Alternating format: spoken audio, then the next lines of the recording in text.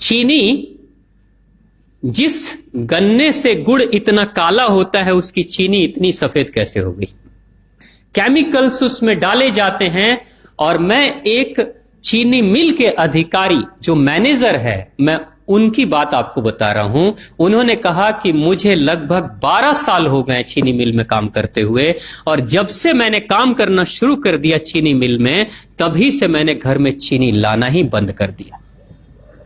मैं तब से अपने बच्चों को चीनी खिलाता ही नहीं हूं, जबकि नौकरी से सैलरी वहीं से मिलती है, मगर चीनी नहीं। मैंने कहा कि आखिर कौन सी घटना घटी जिसके कारण से आपने ऐसा किया? तो उन्होंने बताया एक छोटी सी घटना, कि चीनी मिल में जो ये पानी निकलता है ना, चीनी के बनने के बाद उस प्रोसेसिंग में जो पानी निकलता है, उस पानी में वो सारा केमिकल भी मिक्स रहता है, और उस पानी को चीनी मिल वाले लोग अक्सर एक टंकी में जमा करके रखते हैं। ये सभी चीनी मिल वालों के पास में होता है, आप भी कभी जाएंगे तो आपको भी पता चलेगा। वो टंकी में वो पानी रखा जाता है, लेकिन रोज रोज प्रोसेसिंग हो रहा है, रोज चीनी बन रही है, रोज बहुत सारा पानी आ रहा है, तो आखिर कब तक? एक टंकी की क्षमता है ना, कितने दिनों तक वो टंकी खाली रहेगी? भर जाती है, भरेगी तो फिर क्या करेंगे? खाली करना है। तो क्या किया था चीनी मिल के लोगों ने? सोचा कि छोड़ो ना, अब कहां जाएंगे उसको फेंकने के लिए कहीं दूर, क्योंकि अब उतनी बड़ी टंकी जिसमें हजारों गैलन पानी है, उसके लिए ट्रांसपोर्ट में कितना खर्च आएगा, तो बेहतर होगा रात के अंधेरे में कहीं खेत में डाल देते हैं।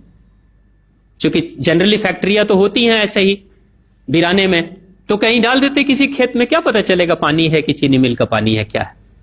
तो ये सोचकर मैनेजमेंट वाले लोगों ने रात में ही उस पानी को खेतों में छुड़वा दिया, और नतीजा यह हुआ कि उस खेत की सारी फसल जल गई, मिट्टी बंजर हो गई। और जब किसान पता करने लगा कि आखिर क्या हुआ मेरे खेत में, जब चेकअप कराया वो मिट्टी का, तो पता चला कि इसमें तो चीनी मिल का जो वेस्ट मटेरियल है वो डाला गया है। तब उसको खबर मिली कि हां, किसी स्टाफ ने बताया कि हां, हमारे चीनी मिल से ही पानी डाला गया था आपके खेत में, और पूरी मिट्टी बंजर हो गई। उसने केस कर दिया और चीनी मिल वाले को मुआवजा देना पड़ा लाखों रुपए। तभी से वो स्टाफ कहते हैं कि जो मिट्टी को बंजर कर दे वो इंसान के शरीर में जाए तो क्या करेगी। उसी के बाद से मैंने अपने घर में चीनी लाना बंद कर दिया। और सच्चाई है, लगभग अगर आप देखेंगे तो अंग्रेजों के आने के समय अंग्रेज पहला चीनी मिल इन्होंने भारत में ही लगाया था।